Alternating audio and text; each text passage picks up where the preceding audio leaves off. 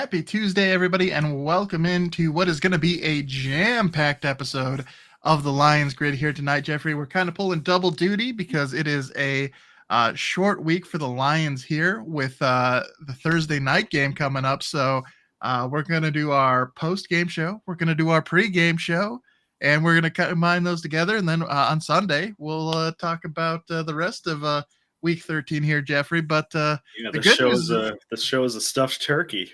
it, We're about to let those that butter and that garlic just ooze out of it.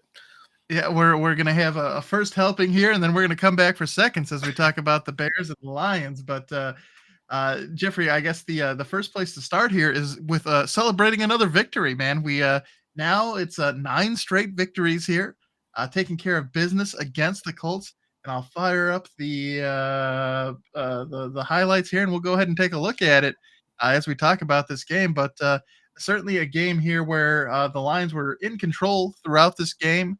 Never really a doubt in terms of the outcome here, but we talked about it, Jeffrey, before the game. These are two teams that are kind of headed in two different directions.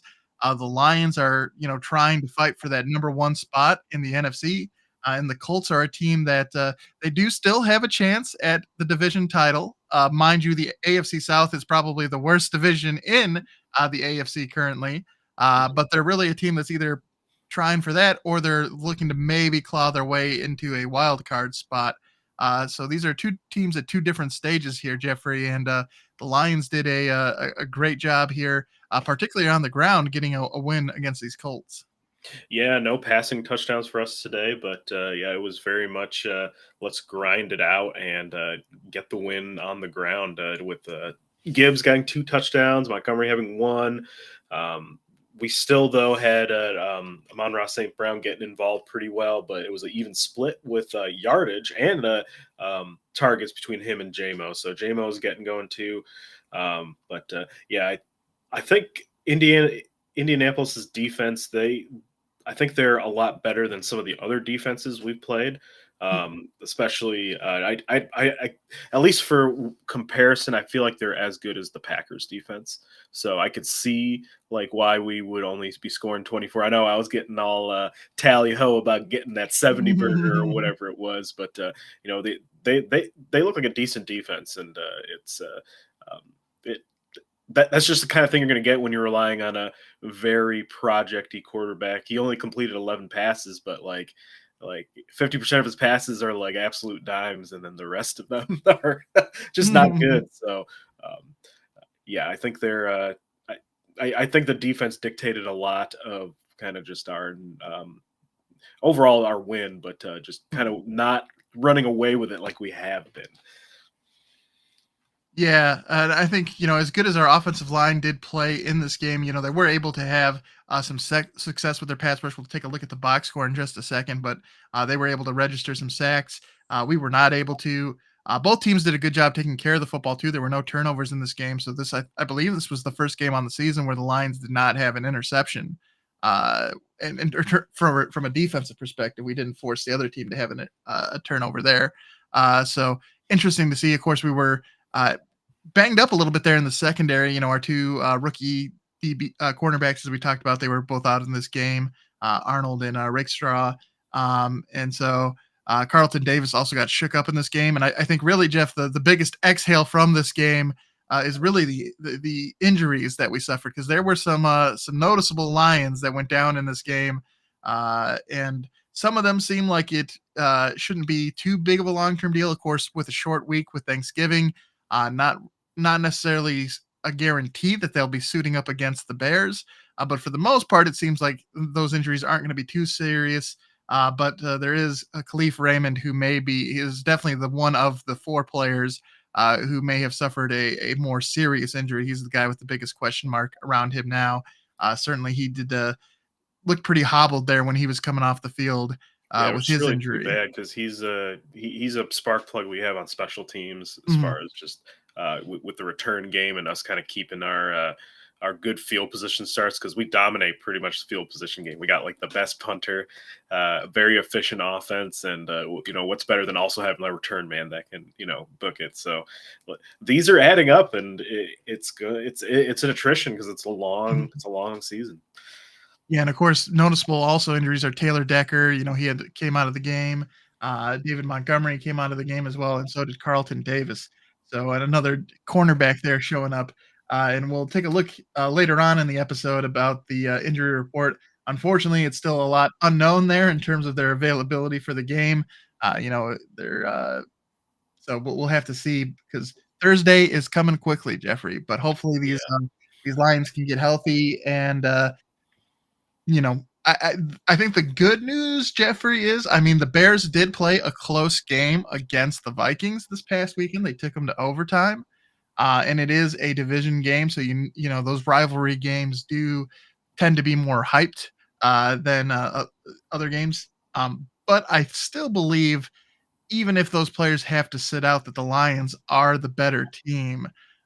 So not that it'll be a complete, like we just won't show up and are guaranteed the victory, but it does seem like we should be able to celebrate a Lions victory on Thanksgiving for the first time in several years here, with our opponent being the Bears. Yeah.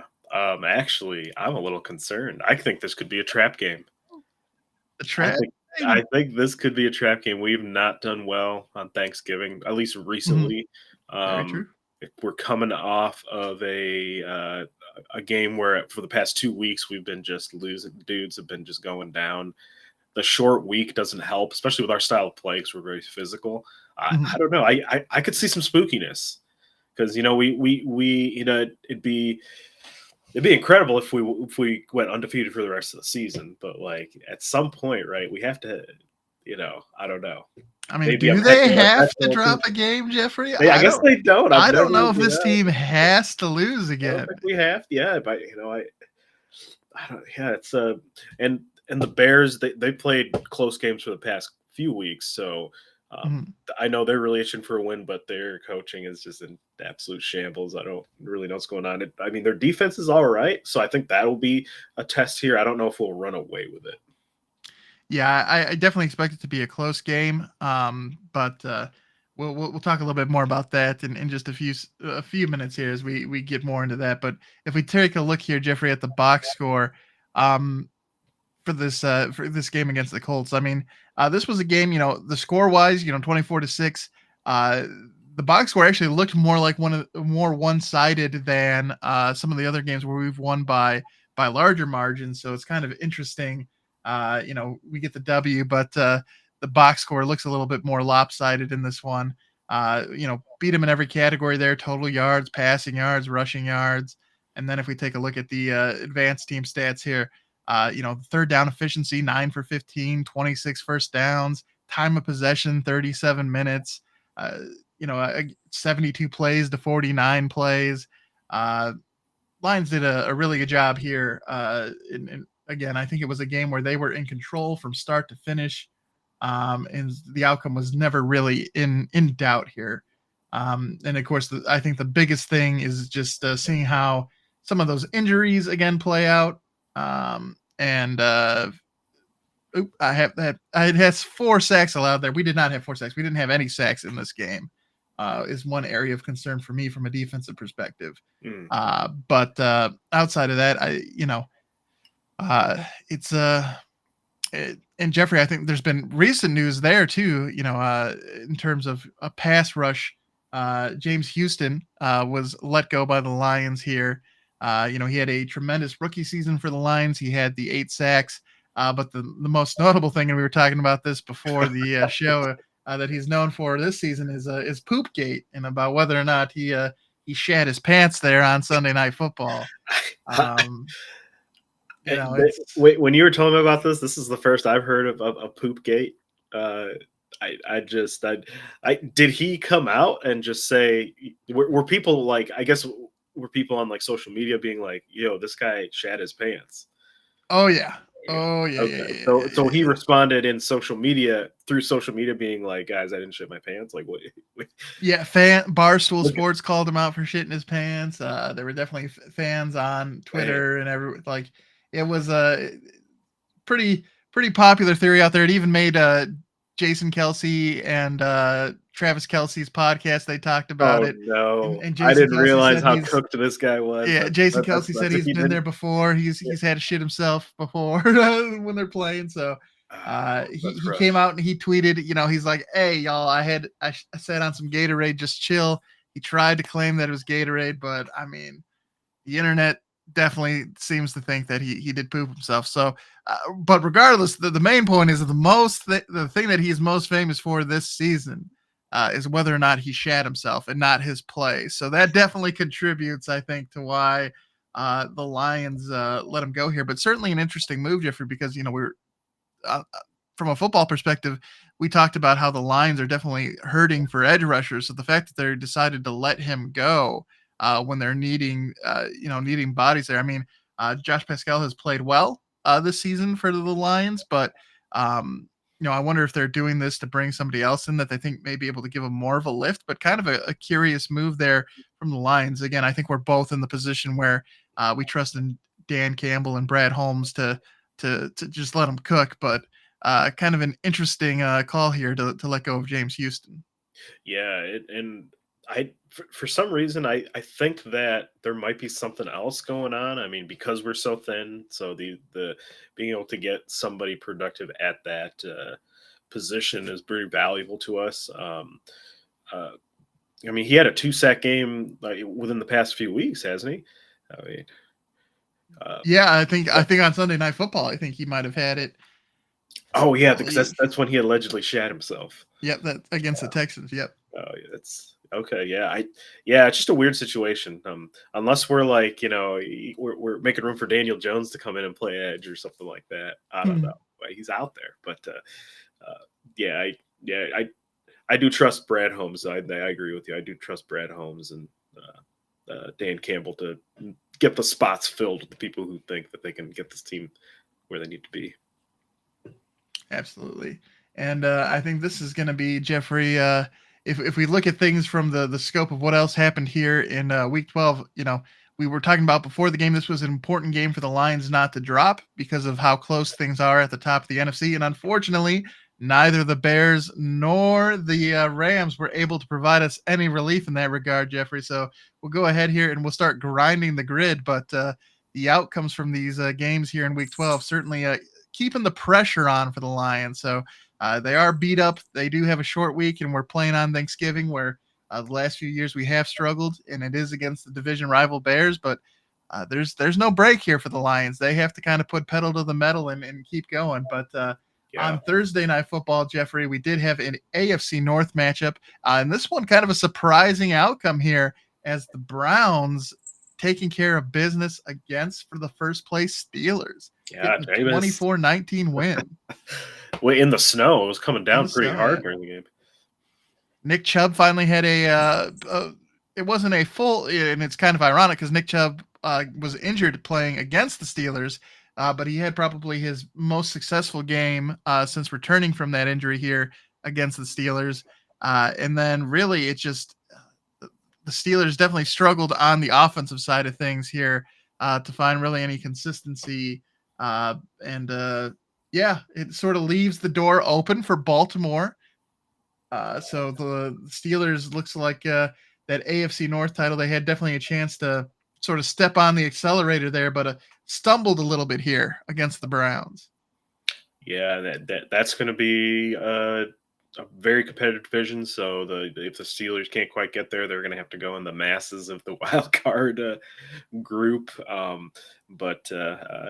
Yeah, the Browns are a much different team when they can move the ball. I mean, I'm not going to say they are necessarily. I mean, they're much better without Deshaun Watson because I mean, the defense their defense is pretty good, but like if you can't throw more than like 5 yards down the field, like you're not going to have much success. And famous Jameis, he'll throw you some picks, but he definitely has more upside than what we were seeing early in the year, and I think it may be even enough to kind of get our mix up our hot butts. Maybe Kevin Stefanski can get another year here. Can get himself off there. Well, Yeah. allegedly, I did see a report that they're planning to bring back the GM, the head coach, and Deshaun Watson next year. Allegedly, they're all right now. The plan is to bring all three of them back. So it's going to be Well, interesting to see if things change. I mean,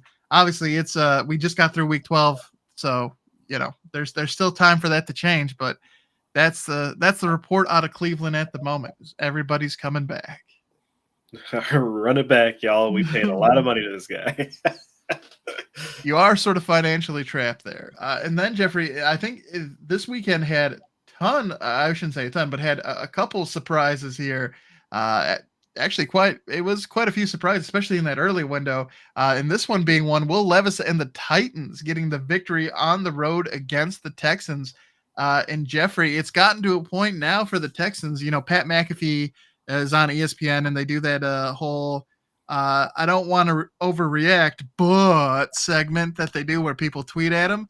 Mhm. And it started now where some Texans fans are starting to wonder. I mean, CJ Stroud had a tremendous rookie year, but someone did say today that CJ might be a fraud and that it's not looking good here in year 2 for CJ Stroud and these Texans team. And he wasn't quite sure that D'Amico Ryans was a fraud yet, but he's kind of trending that way as well. Yeah, So it's yeah. The interesting here, Jeffrey. it they played so well last year, and they didn't. They play as far as just like little things, as far as penalties, just the operation was much more smoother. But Mhm. this year is just completely different. CJ Stroud is just kind of fell down to earth and went through the crust a bit. So it's I was expecting some kind of regression, but like they just don't look good. They don't look in sync. They don't. Um, I know that the loss of Diggs is big, and that does a lot for your offense. But he wasn't on the team last year, and they did so well, right? So, uh, Yep. it I I think with D'Amico Ryan's, I think as far as being a fraud, I think they should be given some leeway, right? Because this is only the Mhm. second half of year 2 kind of thing. But it's just it does raise some eyebrows that it's so vastly different of a product that we're seeing. Yeah, they're still 7-5. They're still in first place in the AFC South. And the Colts are really the only team with a chance, a real tangible chance of catching them. I think mathematically, maybe the Titans are still alive, but they're sitting at 3-8. So, like, unless it is just like a complete and utter collapse out of Houston, I think they're still probably going to win the AFC South and make it to the playoffs this year. Uh, but certainly, I think they went for because of how well they played last year. I think people were thinking that they were going to maybe take a step forward this year and enter the realm of contender.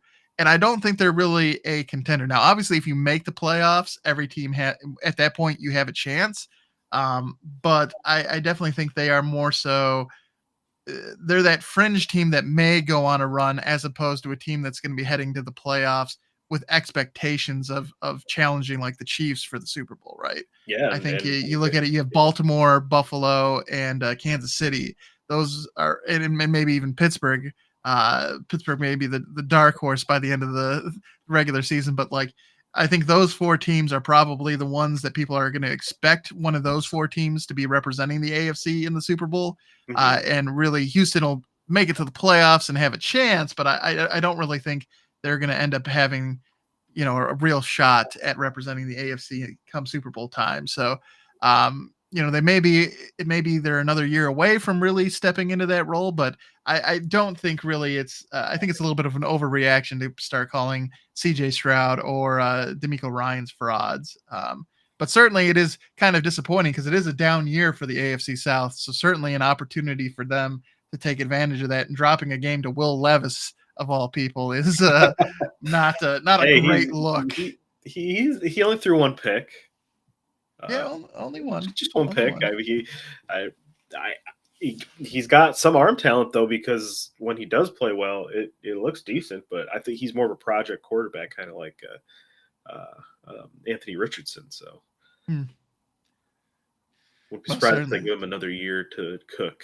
But you don't know. Yeah, we'll see. We'll see where they land in the draft order and who they end up drafting. That'll definitely impact all of that good stuff.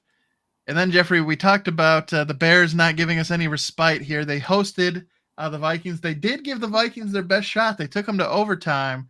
Sam Darnold was almost knocked out of this game, and Nick Mullins did have to come in for a couple plays. But Vikings able to hang on, get the 30-27 overtime victory, winning by a field goal there. And unfortunately for us, Jeffrey, that means that the Vikings are still right there behind us. They are 9-2. We're 10-1.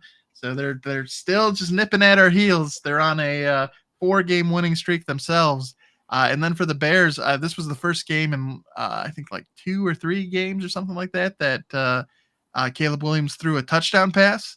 So it was good to see him sort of get back in the right column there. But certainly things are not going well for this Bears team. They're on a 5-game losing streak. They're 0-4 on the road. And it just not looking good. Only team in the NFC North with a losing record, and now they're 0-2 against divisional opponents. Yeah,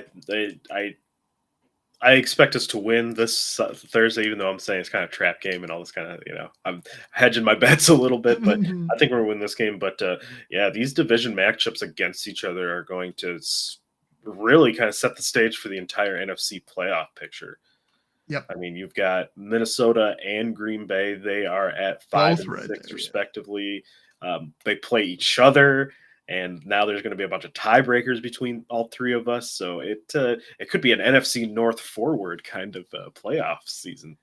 Yeah, if the Bears weren't lagging behind, the NFC West really only has, I think only their best record is 6-5. The best record in the NFC East is 9-2 with the Eagles, and the Commanders, who we thought were going to be a contender there, they have not looked good in recent weeks. So there was definitely an opportunity for all 4 NFC North teams to make it to the playoffs this season. And just it looks like the Bears are going to be the odd man out, but it is going to be interesting to see how the seeding plays out for the rest of us, because we're 10-1, the Vikings are 9-2, and the Packers are 8-3. So we are all 3 teams right there.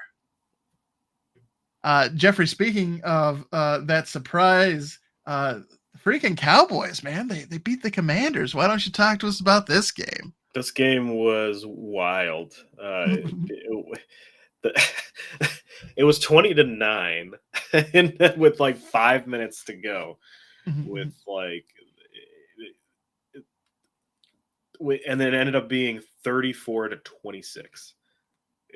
And it was all this like special teams like disasters in a row. It was nuts. On top of the penalties, and there was missed kicks, a blocked punt this game. So it was 20-9. Then Washington got down the field. They scored, and they got the 2. But then on the kickoff, Kevontae Turpin, one of the fastest people in the league, I think they clocked him at like the 22 in the 22s, like Jahmyr Gibbs on his return last week. But he returned the kickoff 99 yards. Then Washington got themselves a field goal, forced a 3 and out, threw a big touchdown throw to Scary Terry McLaurin.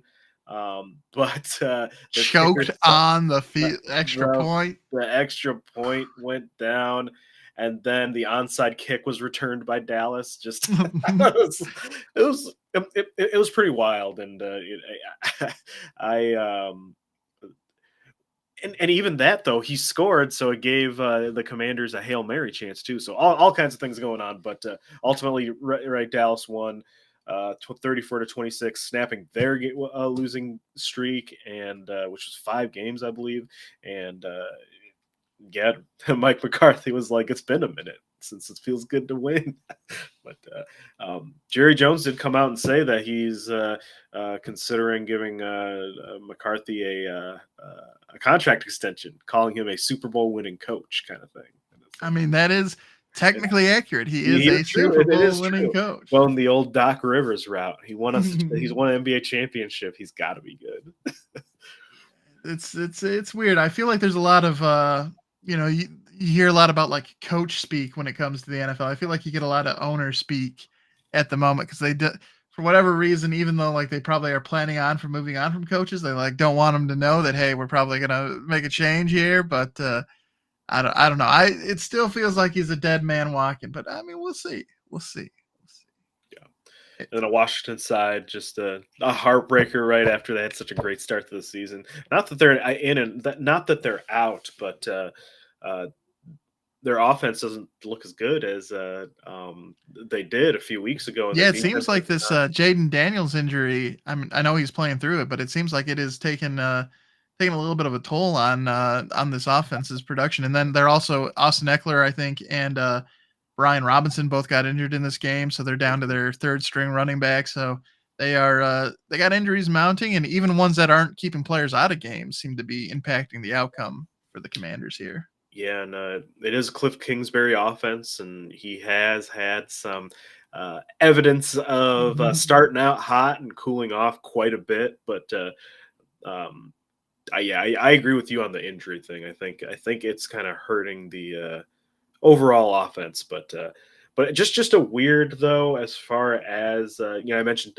Scary Terry had a touchdown pass, 86 yards, but he has. This is going to be like one of his worst seasons, just production wise, in a long time. So, I usually, I feel like a savvy veteran like that, is a rookie's best friend, right? I mean, right? So but there is something to be said how well they started out with, but like, just even here past the midway point, we've not seen Scary Terry much, which to me is concerning. We'll have to see if they can get things figured out here. And Jeffrey, I think if we take a look here at the next game, sticking with, of course, we're moving to the AFC East at this point, but another divisional matchup here in the early window. Why don't you talk to us about this Patriots and Dolphins game? Yeah, Jane Waddle came back alive. He's been quiet the past few weeks, but he exploded for 144 yards and a tutty. But this Miami team is kind of rising from the ashes a little bit here, right? Because Tua went down early with the concussion issues, and they had to throw in, how was it, Boyle? Was it Tim Boyle they threw in there? Tim Boyle was in there at one point. Yeah, Skylar he got Thompson racked. too. Yeah. Huntley they had in there. They were throwing everything they had and trying to find somebody to win a Yeah. game. But they kind of kept through, and they're like, yeah, Tua's he's the linchpin of that offense. They've designed that entire operation and the scheme around him and his elite ability to kind of process, right? Because all of his basically their entire offense is about getting the ball out so fast to our speed guys to kind of run havoc and get some rack and that kind of thing. But since he's come back and he has not had his head hit or anything, so thank goodness on that. Except for that one tackle he had on the Oh interception. yeah, when he led with his head, I was like, oh my god, we're not, so I was like, we're about to watch a man get his brain scrambled. But they're coming back a bit here, and they're and 3-game winning streak here. yeah, their offense looks just completely different and productive, which I think that's gonna keep you in games here, especially when you've got this division in particular. The Bills are the only competition that's there. You can rack up some wins against the Jets and the Patriots here, like they did today. Yeah, they do have a very small margin for error here, and unlike the Jets, who have not been functioning well under that type of pressure, the Dolphins very much still in it at 5-6. Of course, you have the Chargers at 7-4, the Broncos at 7-5.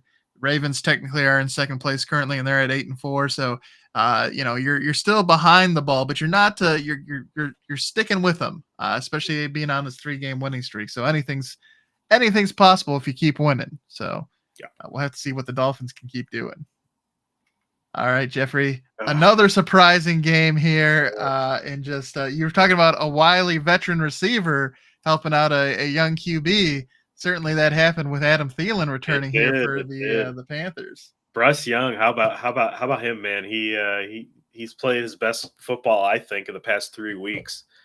I thought he was cooked after seeing that first kind of game where he threw a pick and he was basically in tears. I was like, oh no, this man, he's going down in front of our eyes. But man, shout out to him. He's been playing his best football here, and he almost knocked off the Chiefs. But they made the mistake that all the teams make when they do this. They left too much time on the clock and let Gave the Mahomes ball back to Patty gave the Mahomes, and ball back to him. And at Kermit some the point though, Frog did it to him, man.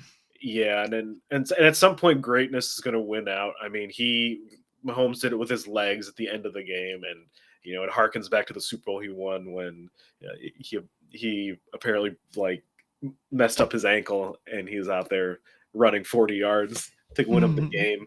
This team can't be stopped, and it doesn't look good, and it doesn't look like it's not flashy like we are, I would say, right? And flashy as they have been, but they are just a grinded out team, and they're going to just, they're just going to out muscle you. The defense is kind of their strength. Outwill you to the victory. Yeah, they're going to do enough. They're going to play with their food a bit, kind of thing. Yeah, it's. I don't know if they can be stopped. I don't know. I've seen it a lot. I've seen them go against so many good teams here. But with the Bills, I think is with them beating them. But yeah, I think it's going to be a lot. I don't think they're going to have many blowouts this season. I think it's just going to continue to be these like very like tight games.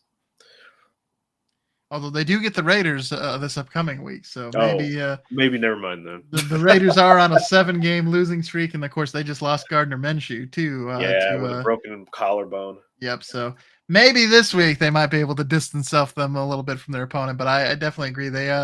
It may not be flashy, but they're getting the job done, and it's tough sledding playing against the Chiefs.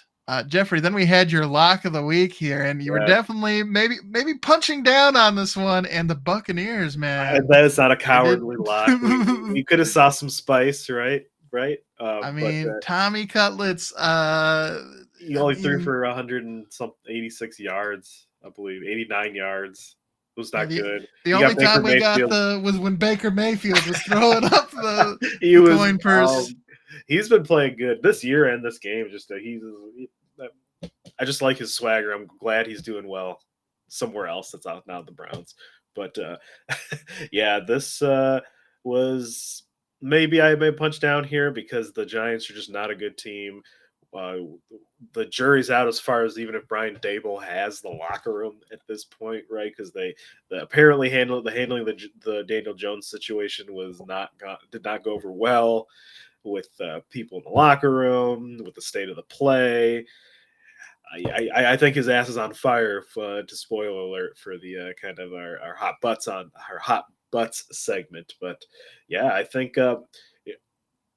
I feel like if Mike Evans and Chris Godwin have been here the entire year, we might be looking at like a pretty good team with Tampa Bay and just having a stranglehold on their division. They could be they could have been like a big player here, but now they would sit at 5-6, and that division just kind of being meh as far as quality. They can still win it, and if they get healthy, I think their defense is pretty good. And Baker's feeling it.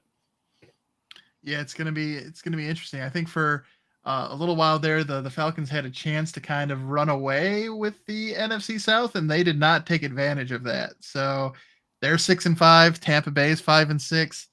Even the Saints at 4-7 aren't necessarily out of range. I mean, technically the Panthers at 3-8 are probably still in it, but Tampa Bay getting Mike Evans back, I think that gives them a great weapon here to try and make up ground against the Falcons. And my dad's absolutely right. A good team there. His other thing about that's what winners do, hence not the Lions. I mean, I know he was talking about Kansas City, but I'm pretty sure both of those teams are 10-1, Jeffrey. I'm pretty sure that is the record. Winners typically win, and if you look at kind of the wins versus losses, we're doing a lot of the winning. So it seems like there's a lot of winning. He's right. The Falcons, I don't know if they suck. I don't know. They're a weird team. I think they kind of suck, man. They've got a lot of. They're 6-5, so I can't say they suck just yet. Once they dip below 500, then I'll start throwing around they suck. But they're a weird team. Weird team. I think their suck is going to be a slow burn. I think we're going to see by the end of the season. And as mentioned, of course, earlier, the Lions getting the 24-6 victory, beating a bad team like good winners do right there. Getting the W. 9-game winning streak for the Lions. And then we had another matchup between division rivals as the Broncos traveled to Las Vegas to take on the Raiders. And as mentioned, the Raiders are on a 7-game losing streak because the Broncos handled business here, 29-19 in the victory. Bo Nix continues to look good for the Broncos. And as mentioned, Gardner Minshew went down with a broken collarbone for the Raiders. So, Jeffrey, the Broncos, a team very much in the race here for the playoff picture for the AFC. Are you surprised here in year one, Bo Nix and Sean Payton taking this team to the postseason? I am surprised. I think Bo Nix was, he probably had the most experience out of all the quarterbacks coming in, right? I think one of the big knocks against these college players coming in, especially at the quarterback position, a lot of teams will discount these dudes who may not be like 21, right? Like these young dudes, and like he spent his career there. He in Oregon doing his thing the entire time. I think he has a lot of the skill set that Sean Payton values in a quarterback, because they are running a very similar thing that they did with Drew Brees and the Saints. He likes a lot of screen, quick passing, good decision making, kind of like the with accuracy with those things. And I think he brings that to the table, and he's producing. Now, I will say that he didn't play as well as he has, when he was racking up all those awards last week. But you don't need, when you have a good team around you, you don't need to be stellar every time, and that's a good situation for a rookie to be in. So it's good. They almost beat the Chiefs too. So, I mean, they are a problem. I don't think they're going to be an easy out for any team. And certainly, they have that home field advantage too, being at Mile High. It's not it's unlikely that they're probably going to make it to the playoffs and have home field advantage, especially with the Chiefs being 10-1. But, at some point here in the not too distant future, if they're playing home games in Denver in the winter at altitude, that is that's not a fun trip to make if you're the away team there. Yeah. Yeah, I remember when I went to Colorado and we went hiking on the first day, I was like, oh, I got to acclimate myself. And sticking in the West, but focusing to the NFC here, Jeffrey, another division matchup. And the Cardinals came into this game as the leaders in the NFC West. I believe with the win, the Seahawks passed them. They're both still 6-5, so records are the same, but getting the heads up victory there. Seahawks now winners of 2 in a row. Cardinals, this is their first loss, so no real streak here going at the moment, but the Seahawks able to handle business here against Kyler Murray and company. And the Cardinals had been looking pretty good. It looked like maybe they could stake their claim on the NFC West, but the defense and Geno Smith stepping up here and bringing home the victory for the Seahawks. Yeah, I think that big pick 6 by Kobe Bryant was kind of the key thing in that game. I think it was like the big decision, because the Cardinals did not look good as far as on offense, right? They only scored 6 points. Kyler Murray did not look as sharp. He was losing his mind at the end of the game, so I think there was some frustration going on with that. And Marvin Harrison Jr., he's not been, I guess, living up to kind of the expectations that they kind of expect him to do as far as production wise. He had a close touchdown that was called back, so he couldn't get both feet in bounds, and so they're using him. But it's been mostly kind of the James Conner show, and their tight end kind of just rocking it, and Kyler Murray there. But just didn't look good. They seemed out of sync, and like I said, Kyler Murray was kind of losing his mind at the end of the game. So I wonder if there was just some miscommunication or something going on. Yeah, both teams struggled in the second half to score points, and you're outside of that pick 6, that was the only touchdown in the second half. So there were only 2 touchdowns in this game. So you don't necessarily think of either of these two teams as defensive powerhouses. So the fact that it was a defensive oriented game, kind of surprising. And I think if I had to ask you which side of the ball you thought was better for both these teams, I think you'd probably choose offense for both squads. So the fact that the defenses came out here and led the way in this game, kind of a surprise, and of course, advantage to the home team and the 12th man there for the Seahawks as they get the victory. Yeah, Mike McDonald, he's a defensive guy, and the Seahawks were pretty bad on defense, historically bad on defense at the end of Pete Carroll's tenure. So maybe some things are coming together there. Starting to gel and getting Yeah. players back. I know when we played them, their front seven was pretty banged up with injuries, so they got guys coming back, and it's having a difference there for them. All right, Jeffrey. We already talked about how the Packers are right there, also in the mix for the NFC North title. Why don't you talk to us about this game between them and the Walking Dead? The Walking Dead, they look old, slow, and dead out there. You had Brandon Allen thrown at quarterback because Brock Purdy was out. Uh, most of the team is questionable by the end of the week, kind of thing. Like they just didn't look good. They look like I said, they just kind of look like old and slow as far as just like what they're doing. They had two back-to-back too many men on the field penalties, and Kyle Shanahan was losing his mind. Now I don't think he's on the hot seat by any means, but this is I don't know. This looks like one of the more I guess one of the worst 49ers kind of seasons that we've seen. And I know It, injuries has a big part to play with it, but even when they didn't have injuries, they had so many talent around, but that talent is aging. it seems weird. Like the 49ers seem to be under Kyle Shanahan, seem to be like a seesaw team where like one year they'll be really good and make it to the Super Bowl. Next year they're garbage. Then back and forth. And so they just keep seesawing back and forth during his tenure. And it definitely seems like it's a down year here for him. Of course, they have had a ton of injuries. I did hear a ton of jokes about Debo Samuel and going to the buffet and everything during the off season and him putting on some weight, not looking as good, but it He looks like did. he's lost the He did step. refuse to speak to the media after this game, and I think 2 weeks ago he was yelling at he like was getting into it with the long snapper.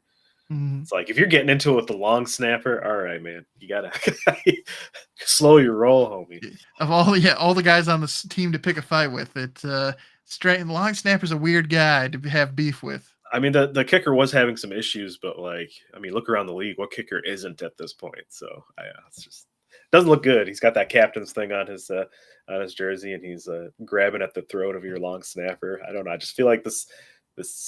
I feel like we are kind of a far cry away from them being that NFC kind of contender that they were last year. Yeah, when we play both of these teams in our remaining games this season, and I'm definitely more concerned about the Packers game than I Yes. am the San Francisco game at this point. Yeah, I agree. And it's weird because the Packers are coming to Ford Field, and we have to go to Candlestick Park to take on the 49, or is it Levi Stadium now? It's Levi Stadium. But Yeah, we yeah, have to go take. yeah. I gotcha. Yeah, Candlestick Park sounds cooler. I it think. does. It does. Doesn't have the corporate branding on it. Just something just pure about it. All right, Jeffrey. Then why don't you talk to us here about Sunday Night Football as another team failed to give us the breathing room we needed here in the No, I Rams. was hoping Matty Stafford could do us a solid, but he couldn't. The Saquon Barkley Rolled into just town, rolled baby. in 255 yards on 26 attempts. It's the Giants are just every time that this guy has a breakout game, the Giants just look worse and worse for not even attempting to offer him even a contract. To be like, hey, you want to stay with the home team that drafted you? The kind of thing. It's just it's just weird, and um, the Eagles are a problem. They're starting to get back to their full powers as far as them getting healthy with AJ Brown rolling, and he's kind of a few weeks out from when he was out. Jalen Hurts is kind of doing his thing, although I don't think he's playing as well as he did like 2 years ago. I think he's doing enough kind of keep them rolling overall. But I mean, yes, you don't really have to do much when you have your running back kind of doing 26 attempts and getting 255 yards on it on like a weekly basis. But on the other side, I think, with kind of as we've just, I guess, come to expect all year is that the Rams overall are just decimated by injuries as well. They're another team that just doesn't have the manpower and the talent yet. I think this is a retool, rebuild year for them. But they are 5-6 though. But I don't think that I think they're going to get out talented, and we're seeing that here because Puka Nacua and Cooper Kupp are being productive, but I mean, everywhere else, they're just not able to match up with some of the teams that they're losing to right now. Yeah, and I mean the Eagles are definitely one of the better teams in the NFC, so certainly a challenge there. But an interesting stat for you, Jeffrey, that I saw on the NFL memes. So the Giants let Saquon leave, the Titans let King Henry leave, the Raiders lost or let Josh Jacobs leave. Those three teams are 7-26 this season. The teams that those running backs went to, 24-9. Oh, dang. So I think those three running backs may help reset this market for running backs moving forward, because certainly teams have not been valuing them as much. But right now, I mean, the proof is in the pudding. Saquon having a huge impact for the Eagles, and then Jacobs and Henry also contributing big time to their respective teams as well. Yeah, and I think we're going to see the running back salaries go up as far as what they're getting offered. I also think that there's going to be a lot of teams trying to copy what we do with like a two-headed monster kind of system to, Yeah. Put value in the backfield, but then also almost manage their load so they're not, although I would consider them every down backs, they're not using them every down, and that ultimately lets their longevity be an asset. So yeah, I think if you can't find don't get me wrong, I think Gibbs or Montgomery could be every down backs for a team. I don't think they'd necessarily be at like the Saquon Barkley or Derrick Henry level in that regard. So in those cases, I think when you can't get like that very top tier guy, if you can have two upper tier guys and have them in your backfield, you feel really good about that. But I think it definitely also reminds you that, hey, yeah, there are some running backs that are just built different, and those guys, you can't, you almost have to treat running backs in a tier system. Like you can't just say one size fits all when it comes to trying to determine the value of running backs. And I think they've definitely done a great job of proving that this season. Yeah, especially Saquon's rolling, making a case for possibly a non-quarterback MVP. He is just doing bad stuff there. He's a bad man, Jeffrey. And then in my lock of the week, we had the Super Bowl as the Harbaugh brothers squared off on Monday Night Football, and the Ravens able to get the upper hand here, getting the 30-23 victory. A lot of former Ravens playing for the Chargers in this one. But ultimately, it is the mothership, the Ravens themselves, able to get the victory as they're able to hold off the Chargers. But certainly a good attempt there by the Chargers. I think there wasn't, especially with the way how drastically they changed their offense this offseason. I don't think there weren't really high expectations for the Chargers. And they have come through, and they've performed really well, I think, and they're still very much in the mix for a playoff spot. So I don't think I imagine we'll probably see this Chargers team in the postseason. But I think the Ravens are one of the couple of teams that may be able to challenge the Chiefs for that Super Bowl spot. The Chargers, I do think they'll make the playoffs, but I don't think they're in that like second group. I think they're the third group, the team that'll make the playoffs. Of course, if you get in, you have a chance, but they would definitely be the underdog group that makes the playoffs there. What are your thoughts, Jeffrey? Yeah, I think Baltimore, although Baltimore does play Philadelphia this very next game, and the Chargers go to play Atlanta. So, with kind of both those teams are a game away from each other now, though the Baltimore now has the tiebreaker of them. Two completely different outlooks here, at least this one on the horizon this week. So, I think the offense retooling is working out quite a bit. I think Justin Herbert is playing really good football right now. I think it's hilarious that most of the defense kind of stayed the same from Brandon Staley's regime, and then Harbaugh just came in and be like, we're just gonna just use you guys correctly, kind of thing. It's just kind of now they have like an actual defense that actually tries, and it's it's all good things for him over there. Well, it does just Jim go to show you Harbaugh that not able to get a win over his brother. He did say he would lay down his life for his brother, but I will not let him win a football game. But yeah, it does go to show you like the difference that having the right head coach and the right culture can make, even with having largely the same rosters. I mean, well, I guess largely the same units on defense. So it's impressive there what he has done with the Chargers, and it'll be definitely interesting to see how they can grow in year two. Again, I don't expect them to be challenging for the Super Bowl this year, but um, if some things fall their way in the off season, they may be able to. It may be a little spicy there next season. It's so. All right, Jeffrey. Moving into our hot butts.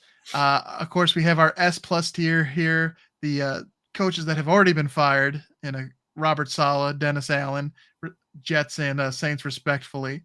You hate to see it with Saleh.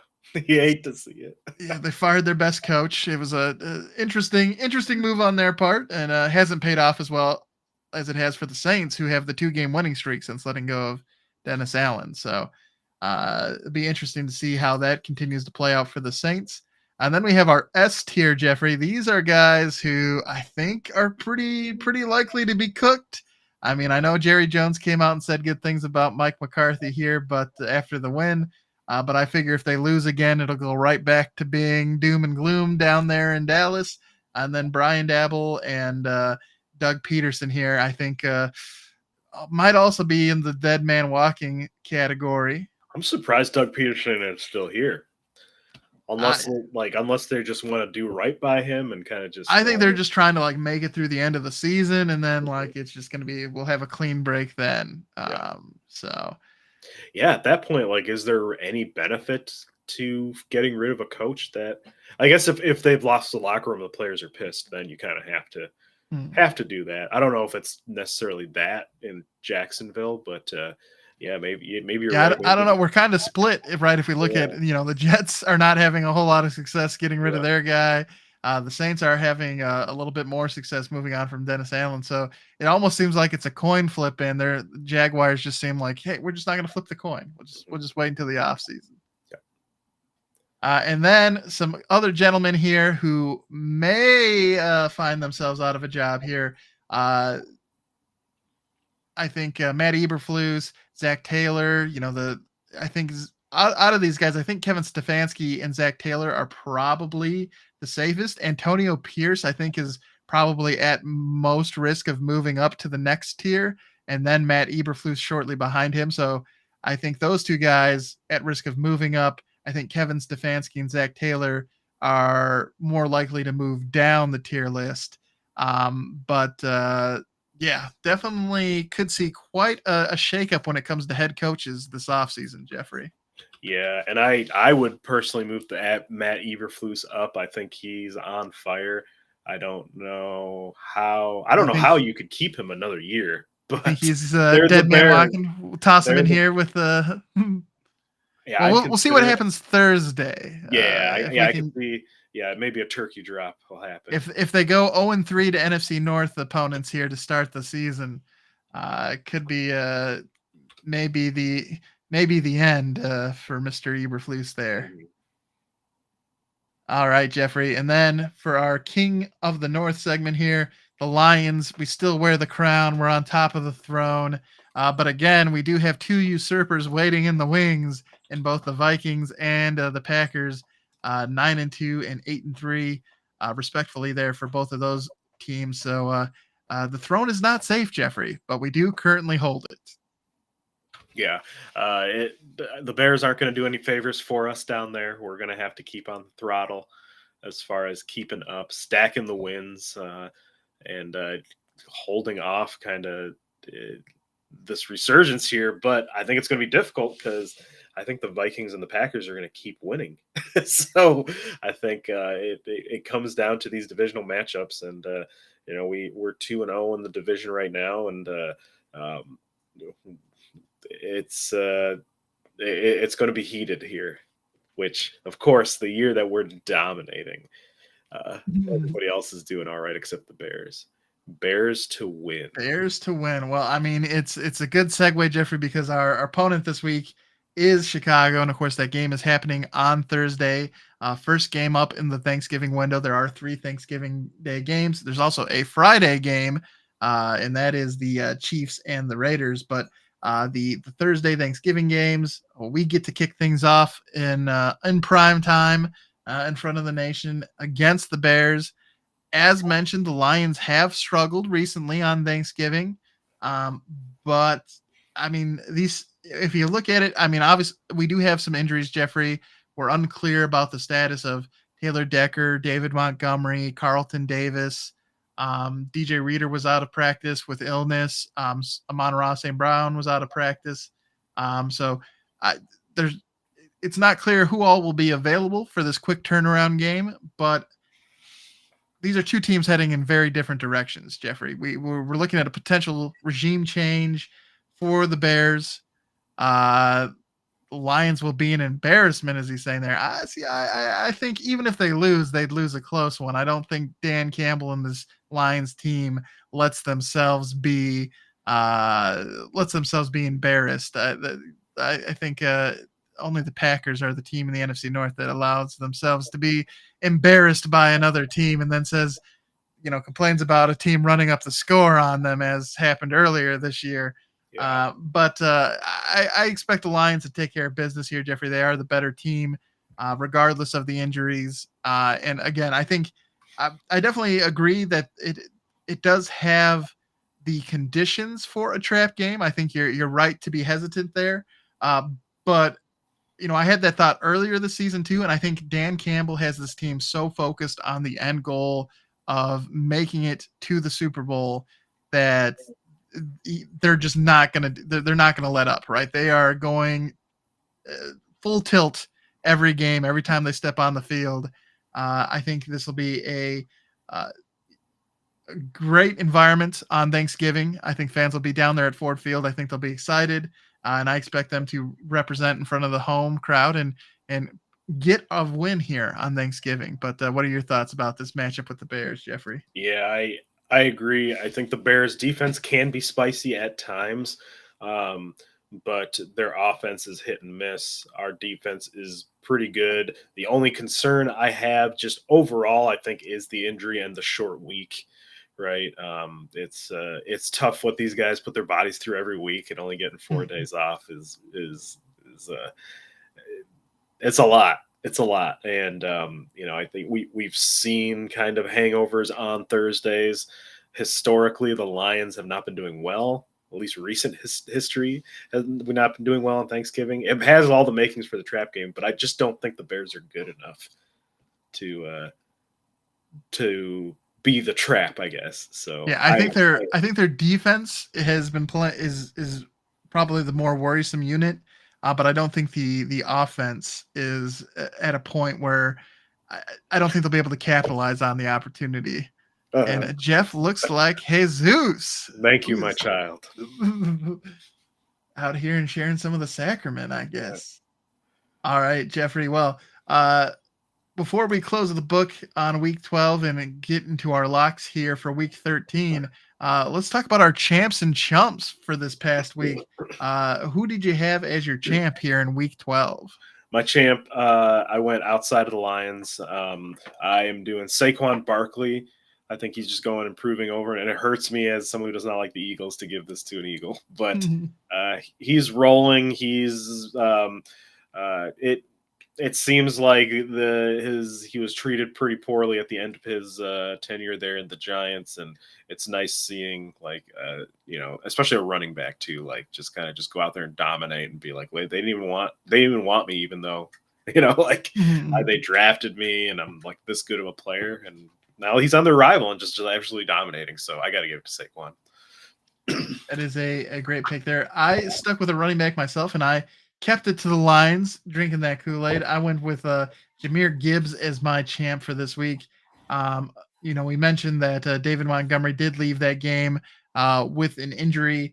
So Jahmyr Gibbs kind of stepped up. He had 21 carries for 90 yards and 2 tutties. So he sort of led the charge there for the Lions. Of course, with him having that type of production, that also means that the offensive line had themselves a game as well. So shout out to that Lions offensive line, but Jahmyr Gibbs certainly I think has been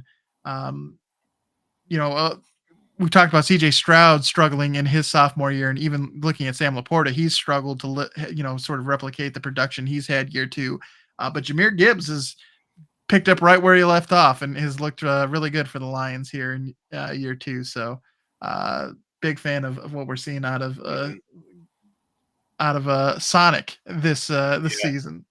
They're doing a commercial, I hear, with Sonic and Knuckles animated. So, Is it for the? I know there's another one of those Sonic movies coming out soon. I So don't know. wonder I if just it's heard related to that. they were going to do a commercial with animated characters. I was like, oh, sweet. So look out for that.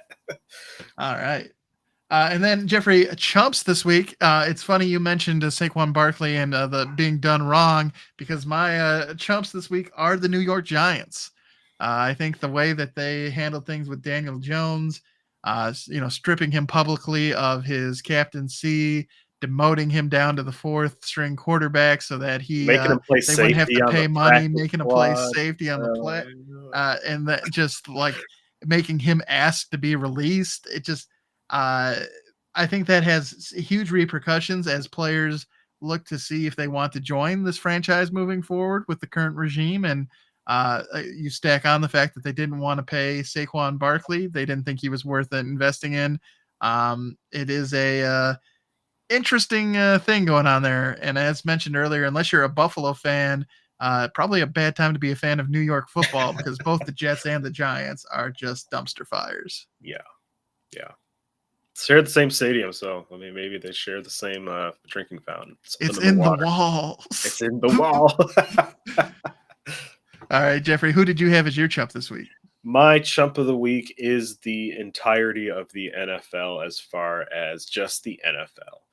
We have had multiple instances this year, even harkening back to last year, as we're getting more, I guess, streaming services that are going to be in charge of big time games. Some of the camera angles that we see on TV, because the production has that, they the referees, the officials, the people in New York, they don't have access to all of these cameras and all of these angles. And there have been the instance, particularly as far as this past week, was just a player just doing a play, a receiver catching a ball, and him, whether he was like inbounds or not, on a very tightrope kind of catch, right? Definitively, we have an answer based on like a camera angle, but that was only available because it's the broadcast of it. The NFL can't use that because it's not, I guess, a part of the stadium or something, and they kind of cited what was called an equity issue, that not all the stadiums are going to have all of the camera angles and the all of the tech to be able to do that. I think that's BS. The NFL generates $20 billion of revenue, and you can't standardize camera systems across your stadiums. That's just loser talk right there. Yeah. And corporate greed at its finest. So gotta give it to the NFL. That's just stupid, man. You're running a multi-billion-dollar league, and you can't even get every team to have like a standardized thing. Like, come on now. Yeah, you get taking all that money from advertising and whatnot, and you just can't be like, hey, we'll give you naming rights for $1 million less if you give us cameras for for the stadium too. Like it's interesting. They have access, but they cannot use it if the other games do not have the same cameras. The owners put that in. Oh, so it's wow. Still, that's just it's still the owner in the end. Yeah, why not a standardized process? Like, I don't know. Maybe I'm soapboxing a little too much, but when you're bringing in that kind of money, you can almost throw money at this problem and fix it. So I should, Yeah, for sure. All right, Jeffrey. 2 items left to do before we call it an episode here. And that is starting with our lock of the week. We both did predict correctly this past week. So you improved to 6-4. I improved to 8-3. So we're both stacking wins now, and safely punching up in the standings.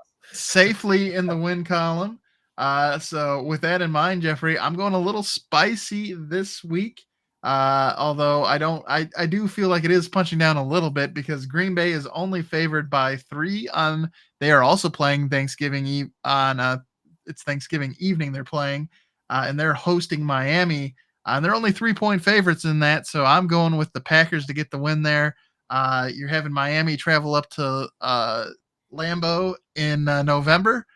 Yep, I will take the Packers to get the W there. Kevin, That seems about right. I know you were you are a reformed former Packers fan. You've taken the Packers I have quite a bit chosen the this Packers season. multiple times You've in my lock of the week. I don't know. It's just suspicious, man. I was almost going to go with Baltimore again this week, but then I was like, then I'm picking Baltimore twice in a row. So, but you're telling me you're sending the Dolphins up to Lambeau to get the win? We'll see. Yeah, we'll see if they got over the cold kind of thing. I see my dad is just playing role of token dissenter here, going with Miami for the win. Usually he is the Packer backer, but I see here it's he just wants to be argumentative. I can see. Also, like 10 minutes ago, he said the Bears would win the NFC North this year, so I think we can safely disregard many. Oh, is he having gummy time again? He's having a gummy moment right now. He's my lock of the week this week. I'm picking a 2-point swing here. The Seahawks are favored 2 points against the Jets at home. I think the Seahawks are going to build on this win that they got here this week and go and beat up on a team that is just struggling. And I feel like they are just not in it this year as far as, one, mentally, but two, just the execution-wise on the field. Stuff just doesn't look good. I look for them to go in and take care of business against the Jets and keep punching down on Aaron Rodgers. I like it, Jeffrey. Take advantage. I mean, we don't set the line, so you just got to take advantage of what's being offered. You got to take that up with Vegas, man. They're the ones who make the odds. Yeah. So if this was an 8-point game, I wouldn't be able to choose it. So making it too easy for us. All right, Jeffrey, that leaves just one last activity. And of course, when it comes to choosing the winners of the Lions game this season, we are doing rather well, as we've picked the Lions most every week. You did get a little spicy there. You stopped sipping the Kool-Aid. So you're sitting at 9-2. I'm at 10-1 because I've just been hardcore mainlining it. And things, spoiler alert, it isn't changing this week for me. I'm going with the Lions to get the victory on Thanksgiving Day against the Bears and defending the Den. I am also going to go with the Lions. I don't feel like this is the game for me to hedge my bet to try to get a back in the win column here to try to get at least catch up on that lead. So I'm going with the Bears. I read Bears by 2. You read the Bears, but you were reading chat. I'm going with the Lions this week.